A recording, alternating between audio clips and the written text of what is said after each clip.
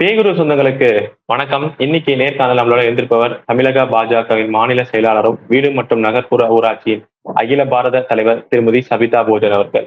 G வணக்கம். வணக்கம். எப்படி இருக்கீங்க? நல்லா இருக்கேன். நீங்க எப்படி இருக்கீங்க? ரொம்ப நல்லா இருக்கோம். அண்மையில பார்த்திருப்போம் மீண்டும் சிவாஜி கிருஷ்ணமூர்த்தி திமுகவோட ஆபாச பேச்சாளர்னே சொல்லலாம். அவர் திருப்பி இப்ப வந்து பாத்தீங்கன்னா மீண்டும் ஒரு சர்ச்சைக்குரிய பேச்சு, அதுவும் திருமதி தமிழிசை சவுந்தரராஜன் அவர்களை பற்றியும் அமித்ஷா அவர்கள ஒருமையில பேசியிருக்கார் மத்திய உள்துறை அமைச்சர் அவர்கள. கைதாகி வெளியில வந்தோடனே ராதிகா அவர்களையும் அசிங்கமா பேசினாரு. இப்ப தமிழிசை அவர்களையும் அசிங்கமா பேசாரு. இதற்கெல்லாம் தைரியம் அவருக்கு எங்கேருந்து வருது? அவர் அவருடைய கடமையை செய்கிறார். திராவிட முன்னேற்றக் கழகத்திலே இது போல நிறைய அரசியல் செய்வதற்கு இந்த சுதந்திரத்திற்கு பிறகு, திராவிட கழகங்கள் உருவான பிறகு, நாள் 1 முதல் இன்று வரை இவர்கள் செய்கின்ற அரசியலானது எப்படி ஊழல், விஞ்ஞான ஊழலோ அதுபோல அரசியல் என்பது ஒரு தரைமட்ட அரசியல். நமது அரசியல் அமைப்பு சட்டத்திலே சொல்லப்படாத அரசியலைத்தான் திராவிட முன்னேற்றக் கழகமானது முன்னெடுக்கின்றது. திரைக்கு முன்பு ஒரு அரசியல், திரைக்கு பின்பு ஒரு அரசியல். திரைக்கு முன்பு திராவிட முன்னேற்றக் கழகத்தினுடைய பணியிடங்கள், பொறுப்பிடங்கள் சிலவை இருந்தால், திரைக்கு பின்பு சிலருக்கு பொறுப்புகள் இருக்கும்.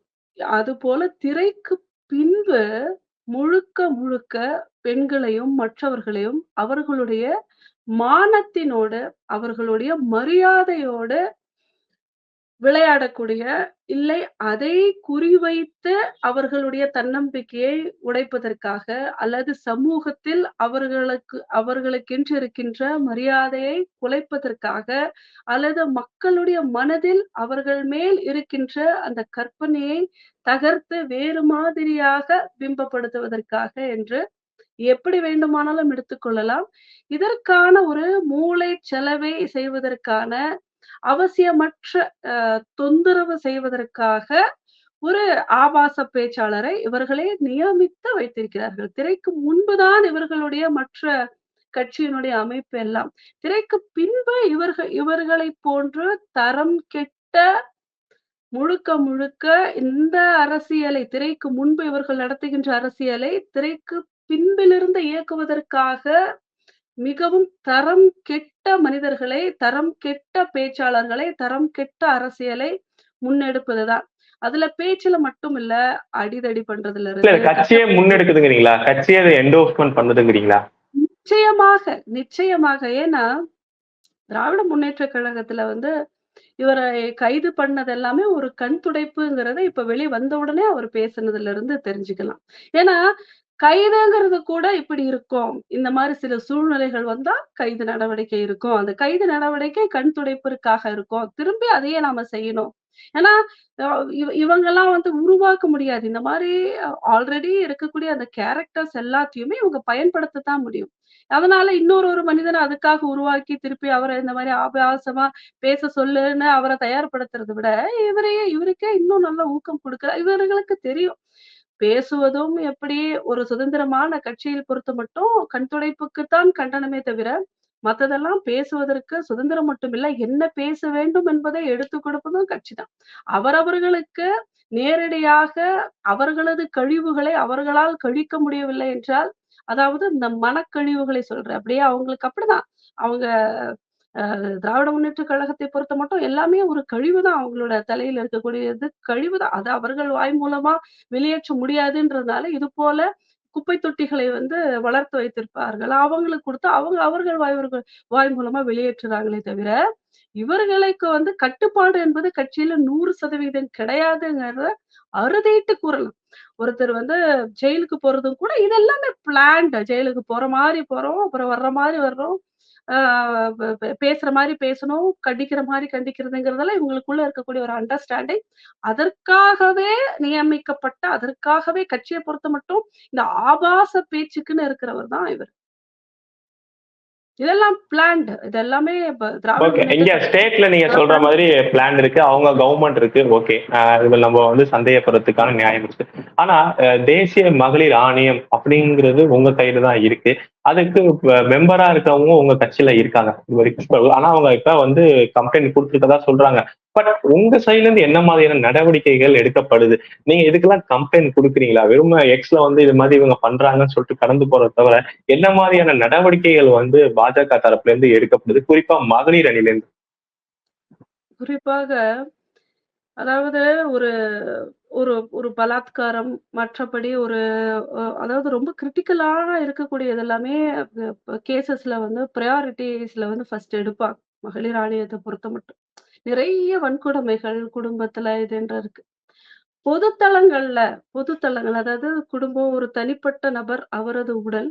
ஒரு தனிப்பட்ட நபர், அவரது குடும்பம். அந்த குடும்பம் அந்த உடல் சார்ந்த தாக்குதல்கள், அந்த குடும்பம் சார்ந்த தாக்குதல்கள், அவர்களுடைய உரிமை சார்ந்த தாக்குதல்கள்னு அகில இந்திய அளவுல சட்டம் ஒழுங்கெல்லாம் எங்க கொஞ்சம் சீர்குலைஞ்சிருக்கோ, அந்த இடத்துல கொஞ்சம் அதிகமான அத்துமீறல்களும், மற்றபடி ஒரு எல்லா குடும்பங்களும் வந்து ஒரு தரத்தை வந்து பேணுதான்னு தெரியாது. இன்னும் நிறைய குடும்பங்களுக்குள்ள இன்னுமே பிரச்சனைகள் இருக்கின்றது. இன்னுமே அவர்களுக்கான விழிப்புணர்வு தேவைப்படுகின்றது. மக்களுடைய வாழ்க்கை தரமும் இன்னும் கொஞ்சம் மேல வர வேண்டியிருக்கு. இந்த மாரியான சூழ்நிலையில இந்த மகளிர் ஆணையமானது அது போன்று இருக்கக்கூடிய பிரச்சனைகளுக்கு முக்கியத்துவம் அதிகம் கொடுக்கின்றது. இதெல்லாமே திட்டமிட்டு இதெல்லாம் பொது தளத்துல இயங்கக்கூடிய பெண்கள். பொதுவாகவே ஒரு குடும்பத்தை விட்டு அவர்களுக்கென்று இருக்கின்ற ஒரு வட்டத்தை விட்டு சமூகத்திற்காக பயணிக்கும் பொழுது ஒரு தைரியமான பெண்கள் தான் எப்படியுமே பயணிப்பார்கள். விமர்சனத்திற்கு அஞ்சாதவர்கள்.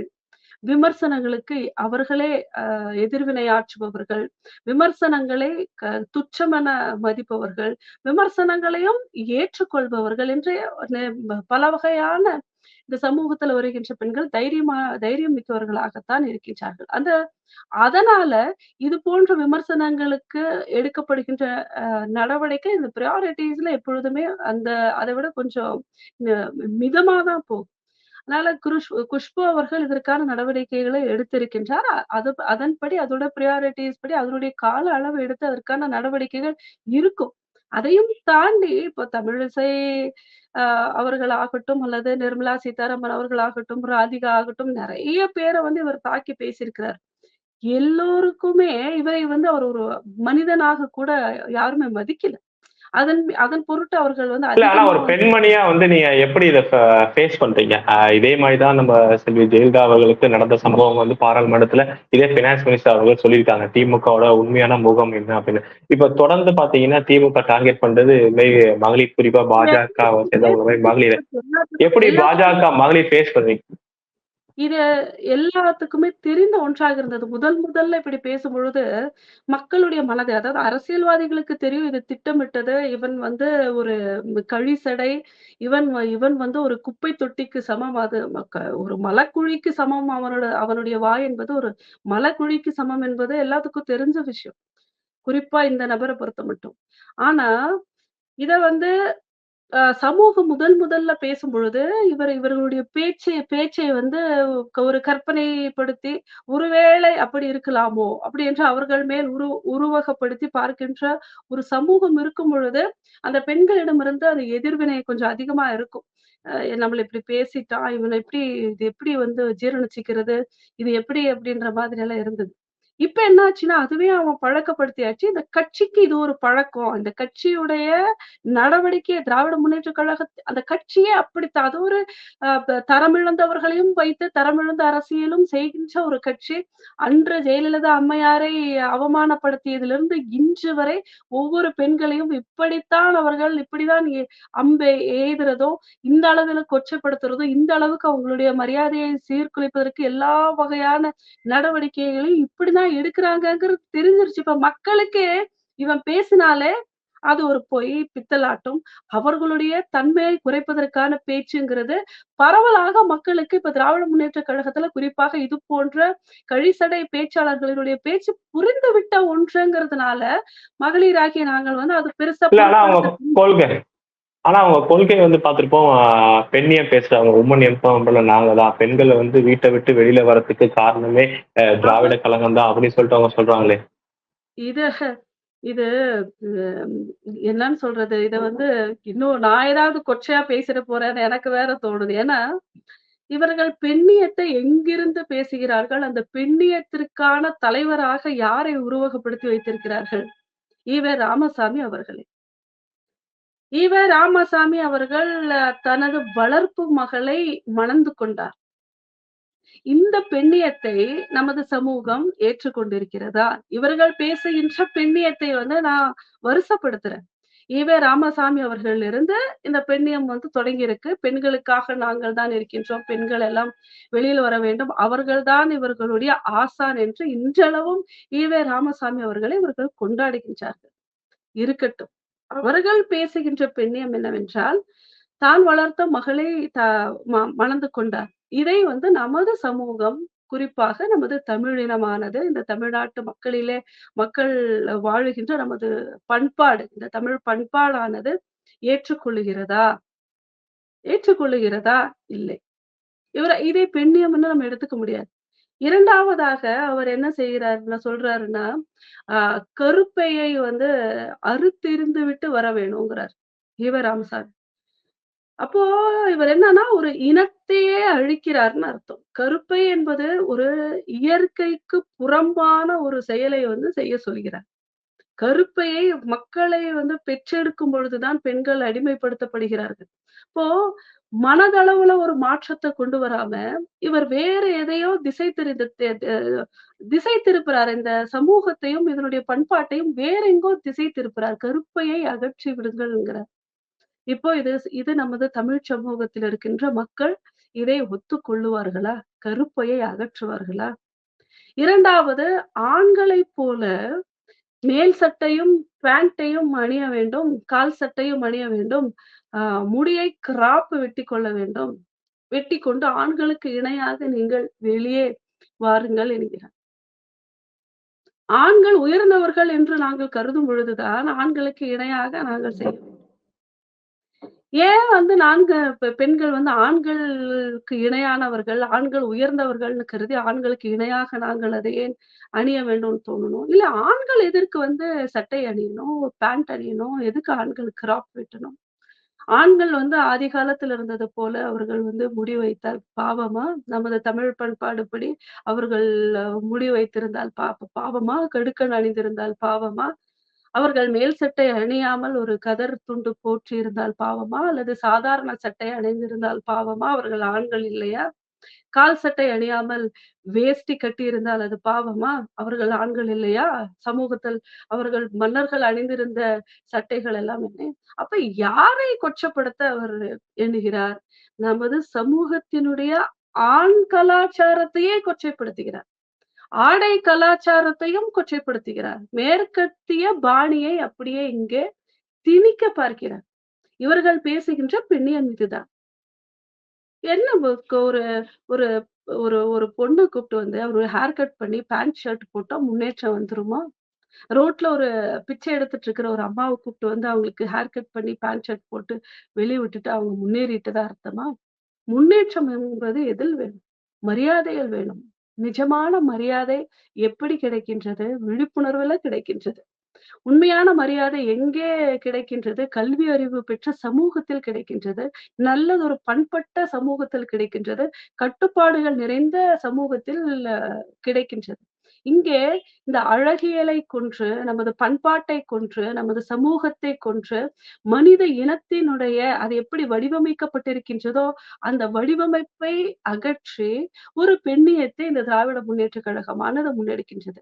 அவர்கள் அந்த மாதிரியான கலாச்சாரத்திற்கு வித்திட்டவர்கள். கர்ப்பப்பையை அகற்றிவிட்டு, சட்டையை அணிந்துவிட்டு, கிராப் வெட்டிவிட்டு, ஒரு ஆபரணங்கள் இல்லாத ஒரு ஒரு ஒரு வெறிச்சோடிய ஒரு பெண்ணை பெண்ணினுடைய அவர்களுக்கென்று இருக்கின்ற அந்த அந்த அந்த பெண்ணியத்திற்கான, அந்த பெண்மைக்கான அந்த மென்மையிலிருந்து தாய்மையிலிருந்து அத்தனையுமே அகன்ற பெண்ணை வந்து ஒரு வெறும் அ ஒரு பொருளாக மதிக்கின்ற ஒன்றை முன்னேற்றமாக கருதுவதற்கு வித்திட்ட, மேற்கத்திய நாகரீகத்தை முன்னேற்றமாக கருதுவதற்கு வித்திட்ட பெண்ணியத்தை அவர்கள் பேசுவார்கள். ஆனால் நாம் பேசுகின்ற பெண்ணியம் அப்படி அல்ல. நாம் பேசுகின்ற பெண்ணியமானது கடவுளுக்கு நிகரான பெண்ணியம். இந்த ஆறுகளுக்கு பெண்ணின் பெயரிட்டு, இந்த பூமிக்கு பெண்ணின் பெயரிட்டு, தாயை தெய்வமாக கொண்டாடி, தன்னோடு பிறந்த சகோதரிகளை உறவு முறைகளோடு கொண்டாடி, தனக்கு வாய்த்த மனைவியோடு மட்டும் குடும்பம் நடத்தி நல்ல பிள்ளைகளை பெற்றெடுத்து மகள்களுக்கு ஒரு நல்ல தந்தையாகவும் ஒரு நல்ல சகோதரனாகவும் ஒரு நல்ல குடும்பஸ்தனாகவும் நல்ல ஒரு ஒரு வளமையான ஒரு செழுமையான எந்த ஒரு வன்மமும் அற்ற ஒரு நல்ல ஒரு குடும்பம் சமூகத்தை உருவாக்குகின்ற கட்டுப்பாடுகள் இருக்கின்ற இந்த இயற்கைக்கு மாறாக நடக்காமல் இயற்கையோடு சமூகத்தோடு இயைந்து வாழ்வதற்கு ஒரு சாதாரண மனிதனுக்கு தேவைப்படுகின்ற கட்டுப்பாடுகளை விதித்து அந்த கட்டுப்பாடுகளோடு பயணிக்கின்ற பெண்மையையும் அந்த பெண்மைக்கு எது அறிவும் விழிப்புணர்வும் நல்ல மேன்மையும் அவர்களுக்கென்று கல்வி அறிவும் தைரியமும் கொடுக்கின்ற அவர்கள் அந்த காலத்து ஔவையாரிலிருந்து எத்தனையோ மகாராணியர் இந்த தேசத்தை ஆண்டிருக்கின்றார்கள். போரிலே சென்றிருக்கின்றார்கள். போரிட்டு இருக்கின்றார்கள். அதையெல்லாம் தாண்டி அவர் நல்ல நல்ல மக்களை உருவாக்கின்றார்கள். ஒரு பெண்ணினுடைய முதல் பங்களிப்பு தான் ஈன்ற பிள்ளைகளை நல்ல முறையிலே வார்த்தெடுத்து இந்த சமூகத்திற்கு அர்ப்பணிப்பது. அதுதான் பெருமையும் கௌரவமும் கூட. அதை தாண்டித்தான் சமூகத்தை யோசிக்க வேண்டும். சமூகம் என்பது என்ன? மனிதர்களுடைய குழுமம் தான் சமூகம். அந்த மனிதர்களை யார் உருவாக்குகிறார்கள்? பெற்ற தாய் உருவாக்குகிறார்.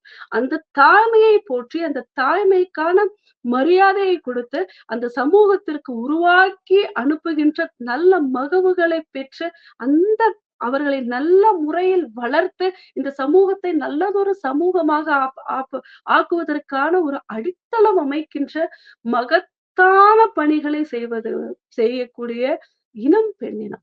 அந்த இனத்தினோட அதே சாராம்சத்தோடு பயணிக்கின்ற இந்த சமூகத்தில் நாம் வாழ்கின்றோம். அதைதான் நமது மற்ற பாரதிய சமூகமானது முன்னெடுக்கின்றது. இவர்கள் பேசுகின்ற பெண்ணியமானது முற்றிலுமாக புறம்பானது. பாரத தேசத்திற்கும் அல்ல இந்த உலகத்திற்கே ஒத்து வராத ஒன்று. சீரழிந்து போவதற்கான இந்த சமூகம் சீர்குலைந்து போவதற்கான உடலாலும் மனதாலும் கெட்டு சீரழிந்து போவதற்கான ஒரு சுதந்திரத்தை அவர்கள் முன்னெடுக்கின்றார்கள். அதைதான் இவர்கள் பெண் சுதந்திரம் என்று கூறுகின்றார்கள். அதற்கு இவர்கள் தான் வித்திட்டர்கள் என்று கூறலாம். நம்ம காணொலியில இறுதியான கேள்வியா, விக்கிரவாண்டி பை எலெக்ஷன் வந்திருக்கு. உங்க கூட்டணியில பாமக நிக்கிறாங்க, அதற்கு ஆதரவு தெரிவிச்சிருக்கீங்க. ஏடிஎம்கே அவங்க நாங்க நிக்கல அப்படின்னு சொல்லிட்டு அறிவிச்சிருக்காங்க இந்த இடைத்தேர்தல்ல. அதற்கான காரணம் பாஜக தான் அப்படி சொல்லிட்டு எல்லாருமே நீங்க சொல்லிக்கிறீங்க. இன்னொன்னு இதுல பங்காளிகள் கூட்டு சேர்ந்துட்டாங்க பாத்தீங்களா, இதுவே ஒரு சாட்சின்னு எந்த அடிப்படையில இந்த மாதிரி குற்றச்சாட்டுகள் பிஜேபி தரப்புன்னு வைக்கிறீங்க? அதாவது இப்ப நடந்த பாராளுமன்ற எலெக்ஷன்ல ஏடிஎம்கே நிறைய இடத்துல 3ஆம் இடத்திற்கு போயாச்சு. எங்களுக்கு ஒரு ஆதங்கம் இருக்கு. பாரதிய ஜனதா கட்சியினுடைய தொண்டர்களாக எங்களுக்கு எப்பொழுதுமே ஒரு ஆதங்கம் இருக்கு. எப்பொழுதுமே ஒரு சார்ந்து இருப்பது போல குடும்பத்துல சம்பாதிக்கிறவங்களுக்கும் அதை சார்ந்து இருக்கிறவங்களுக்கும் சம்பாதிக்காதவங்களுக்கும் இருக்கக்கூடிய அந்த கௌரவ பிரச்சனை தான். அவர்கள் ஒரு நல்ல திராவிட கட்சி என்ற ஒரு பலகாலமாக கடந்த இத்தனை வருடங்களாக இவர்கள் வேரூன்றி இருந்த ஒரு கட்சி. எம்ஜிஆர், ஜெயலலிதா போன்ற ஆளுமைகள் வளர்த்தெடுத்த ஒரு கட்சி. இப்பொழுது அவர்களை ஒப்பிடும் பொழுது அவர்கள் அளவிற்கு மக்களுடைய எதிர்பார்ப்பு அளவிற்கு ஒரு எம்ஜிஆரை பார்த்து இருந்த சமூகத்திற்கு அந்த எம்ஜிஆரினுடைய அந்த ஆளுமையை அப்படியே எடுத்துக்கொண்டார் ஜெயலலிதா அம்மையார் அவர்கள். ஜெயலலிதாவை பார்த்து ஆர்ப்பரித்த என்று சொல்லலாம் அந்த சமூகத்திற்கு. அதை போன்ற ஒரு ஆளுமை எதிர்பார்க்கும் பொழுது இப்பொழுது இருக்கின்ற தலைமையானது அந்த அளவிற்கு அவர்கள் அளவிற்கு இவர்கள் ஒரு ஆளுமை மிகுந்தவர்களாக கூற முடியாது. ஆகவே அதிமுகவானது ஒரு சில இடங்களில் சரிவை காண்கிறது என்று கூறலாம். அதே சமயத்தில் பாரதிய ஜனதா கட்சியானது அண்ணாமலை போன்ற அதே அம்மையார் ஜெயலலிதா அம்மையாருக்கு நிகரான ஒரு ஆளுமையோடு, கல்வி அறிவோடு, வரும்பொழுது தைரியத்தோடு ஒரு இளம் வயதிலே வரும்பொழுது நிச்சயமாக எதிர்பார்ப்புகள் எல்லாமே சற்று திரும்பும் இந்த சமூகத்தில். இங்கிருந்து அங்கே திரும்பி இருக்கின்றது என்பதற்கு ஒரு சாட்சியாகத்தான் பாராளுமன்ற தேர்தலிலே முடிவுகள் நிறைய இடங்களிலே பாரதிய ஜனதா கட்சி 2ஆம் இடம் பெற்றிருந்தது. எங்களைப் போன்ற தொண்டர்களுக்கு அது ஒரு கௌரவம். யாரையும் சாராமல் எங்களுடைய கட்சி பணி செய்து வாக்குகள் பெற்றாலுமே கூட ஏடிஎம்கே இல்லாட்டி பிஜேபி கிடையாதுங்கிற மாதிரியான ஒரு அங்கங்கே சில வார்த்தைகளை கேட்பதற்கு கொஞ்சம் நமக்கு மனசு கஷ்டத்தோடு தான் நாங்க பயணிச்சுட்டு இருந்தோம். ஆனா தன்னிச்சையா நிக்கும் பொழுது ரொம்ப கௌரவமா இருந்தது. பாரதிய ஜனதா கட்சியினுடைய ஓட்டுகள், வாக்குகள் எவ்வளவோ அதுதான் நம்மளுடைய ஒரிஜினல். அந்த மாதிரி ஒரு ஒரு பிராட் டிசிஷன அண்ணாமலை அவர்கள் எடுத்த உடனே அது எங்களுக்கெல்லாம் ஒரு கௌரவமாக இருந்தது. நாங்க பெற்றது 1ஓ 2ஓ அது எங்களுக்காக பாரதிய ஜனதா கட்சியை மட்டுமே நம்பி நம்மோடு இருந்த மற்ற கட்சிகளும் நம்மோடு இணைந்த மற்ற கட்சிகளும் சேர்ந்து எங்களுக்காக கிடைக்கப்பெற்ற வாக்குகள். இது என்ன ஆயிடுச்சுன்னா, இந்த ரிசல்ட் வந்து அவங்களுக்கு கொஞ்சம் யோசிக்க வச்சிருக்கு. இப்ப அவங்களுக்கு ஒரு ரீசன் இருந்தது. என்னன்னா, அவங்க மத்தியில யாரோடவும் கூட்டணி அறிவிக்காம தான் இந்த தேர்தல சந்திச்சாங்க. ஜெயிச்சிருந்தாங்கன்னா, அவர்கள் யாருக்கு சப்போர்ட் பண்ணியிருந்திருப்பாங்க? பாரதிய ஜனதா கட்சியோடு இருந்ததுனால, அந்த கட்சியோடவே தொடர்பாகலாம் இல்லது காங்கிரஸோட தொடர்ந்து இருப்பாங்களா? புள்ளி வைத்த கூட்டணியோட தொடர்ந்து இருப்பாங்களா என்பதெல்லாமே அதற்கப்புறம் தான் அவங்க வந்து டிசைட் பண்ணியிருந்திருக்காங்க. ஆனா, அன்பார்ச்சுனேட்லி ஒரு சீட்ல கூட ஜெயிக்காம அவங்க இவ்ளோ வருஷம் வளர்த்தெடுத்த ஒரு கட்சியானது, இ போன எலக்ஷன்ல அ ஏடிஎம்கே ஆளும் கட்சியா இருக்கும் பொழுது, டிஎம்கே வந்து எல்லா இடத்துலயும் ஜெயிக்கிறாங்க. அப்ப என்னன்னா, எப்பவுமே அந்த ஆளுங்கட்சி மேல இருக்கக்கூடிய ஒரு ஒரு ஒரு சின்ன ஒரு விரக்தி இதுல ரியாக்ட் ஆயிடுச்சு அப்படின்னு சொன்னாங்க. அல்லது பிஜேபி கூட கூட்டணி இருந்தது. பிஜேபி மேல விருப்பம் இல்லாததுனால தான் எங்களுக்கு வந்து இவ்ளோ ஓட்டு கம்மி ஆயிடுச்சு. அதனால தான் நாங்க தோத்தோன்ற மாரி லாஸ்ட் டைம் ரீசன் சொன்னாங்க. இந்த தடவ வந்து பிஜேபி கூட கூட்டணியும் கிடையாது. யார் கூட போறாங்கன்னு தெரியாது. எக்ஸ்க்ளூசிவா ஏடிஎம்கேக்கான வோட்டர்ஸ்ங்கிற மாரி இருக்கும் பொழுது, இப்போ அவங்க என்ன ரீசன் சொல்றாங்கன்னா, அ நாங்க வந்து மத்தியில் இல்லாததுனால, மத்தியில இருக்கக்கூடிய கட்சிகளுக்கு வாக்குகள் மாறிடுச்சு. அவங்களுக்கு ஒரு ரீசன் அதாவது தோற்றதனுடைய ரீசனாக அவங்களுக்கு சொல்றதுக்கு ஒரு பாயிண்ட் இருக்கு. இது சென்ட்ரல் எலக்ஷன்ல கூட்டணி வைத்திருக்கிற கட்சிகள் அந்த மாதிரி ஒரு ரீசன் இருந்தது. இப்ப என்னன்னா, இது ஸ்டேட் எலக்ஷன் முழுக்க முழுக்க இவர்களுடைய ஸ்ட்ரென்த் அங்க நிரூபிச்சு ஆகணும். ஒருவேளை இங்க அந்த வாக்குகள் வந்து இவங்களுக்கு குறைஞ்சு பாரதிய ஜனதா கட்சி மேல போயிடுச்சுன்னா, 26 எலக்ஷனுக்கு வித்திட்ட மாரி ஆயிடும். இப்ப பிஜேபி மட்டும் அங்க 2ஆம் இடத்துல ஜெயித்தாலோ, அல்லது 2ஆம் இடத்தில் வந்தாலோ, பாரதிய ஜனதா கட்சிக்கு பின்னாடி அதிமுக போயிடுச்சுன்னா, ஆட்டோமேட்டிக்கா இந்த ரிசல்ட் என்ன ஆகும்னா, ஃபுல்லா ரிஃப்ளெக்ட் ஆகும். 26 எலக்ஷனுக்கு இவர்களுடைய தொண்டர்கள் மத்தியில ஒரு தன்னம்பிக்கை குறைவதற்கும், மக்கள் இதை கூர்ந்து கவனிப்பதற்கும், உண்மையிலேயே அதிமுக மேல் அதாவது சட்டமன்ற தேர்தலிலுமே கூட அதிமுக மேல் அந்த நம்பிக்கை இழந்த ஒரு ஒரு தன்மை வந்து உருவாயிடுவோன்ற அந்த ஒரு பதட்டம் அவர்களுக்கு இருக்கின்றது. அதுபோல ஒரு நெகட்டிவிட்டி கட்சிக்குள்ள பரவக்கூடாது. அந்த மாரி இருந்தாலுமே கூட உண்மையாலுமே பாரதிய ஜனதா கட்சி வளர்ந்துருச்சுன்னு அவங்களுக்கு உள்ளூர தெரியும். ஆனா அத வெளியில வந்து விட்டு குடுக்க முடியாது. 26 எலக்ஷன் இருக்கிறதுனால இந்த ஒரே ஒரு அ தொகுதிக்கு நடக்கிற ஒரு தேர்தல்னால, நாளைக்கு வரக்கூடிய மொத்த தேர்தல்லுமே அது ரொம்ப ரியாக்ட் ஆயிடக்கூடாது. அது பேசு பொருள் ஆயிடக்கூடாது. ஒரு நெகட்டிவிட்டி பரவிடக்கூடாதுங்கிறதுனால அவங்க போட்டியிடல. நிச்சயமா இதுக்கு பாரதிய ஜனதா கட்சி தான். ஏன்னா, ஆளுங்கட்சி ஜெயிச்சிருச்சுன்னு சொல்லலாம். ஆனா 3ஆம் இடம் வந்து பாரதிய ஜனதா கட்சி 2ஆம் இடம் சட்டமன்ற எலக்ஷன்ல வந்துருதுன்னா, அந்த தொகுதியில வந்துருச்சுன்னா, அப்புறம் ஏடிஎம்கேக்கு ஒரு ஹோப் இல்லாம போயிடுங்கிற ஒரே காரணம் தான் நிச்சயமா அதுக்கு நாங்க தான் காரணம். இது ஒரு ஒரு வகையில அவர்கள் வந்து இதெல்லாமே வொர்க் அவுட் பண்ணி பார்க்காம இப்படி ஒரு டிசிஷன் எடுத்திருக்க மாட்டாங்க. சோ அவங்க வொர்க் அவுட் பண்ணி பார்த்திருக்காங்கனால எங்களுக்கு இப்போ ஒரு கான்ஃபிடென்ட். அவங்க தேர்தல்ல போட்டியிடுறது இல்லன்னு உடனே 26 தேர்தல்ல நாங்கள் எங்களுக்கு மிக நல்ல ஒரு நம்பிக்கை வந்துருச்சு. நிச்சயமாக நாங்க ஜெயிப்போம். 26 தேர்தல்ல பாரதிய ஜனதா கட்சியானது பெரும்பான்மையோடு வரும். ஏன்னா, அதுக்குள்ள இப்போ சட்டமன்றத்துல இருக்கிறதுனால இப்ப என்னன்னா, இப்ப தோத்ததுக்கும் கூட நிறைய பேர் நிறைய காரணங்கள் சொன்னாங்க. என்ன பொறுத்தமட்டும், அ பாரதிய ஜனதா கட்சி ஒரு ம ஜெயிச்சா, தோத்தா மக்களை வந்து பிரித்து பார்ப்பதில்ல. அவர்களுடைய சலுகைகளை நிறுத்துகின்ற அந்த கொச்சையான வேலைகள்ல என்னைக்குமே ஈடுபடுறதில்ல. ஆனா மக்களுக்கு நல்லா தெரியும். ஆளுகின்ற கட்சி திராவிட முன்னேற்ற கழகமா இருந்து கொண்டு, நாம வந்து ஒரு பாராளுமன்ற எலக்ஷனே ஆனாலுமே கூட, ஒரு வேட்பாளர அந்த அந்த குறிப்பிட்ட வார்டுகள்ல இருந்து ஓட்டு கிடைக்கலன்னா, அதுக்கப்புறம் அவங்களுக்கு எந்த சலுகையுமே அங்க கிடைக்காது. அவர்களுக்கு தொந்தரவு அதிகமாக இருக்கும்.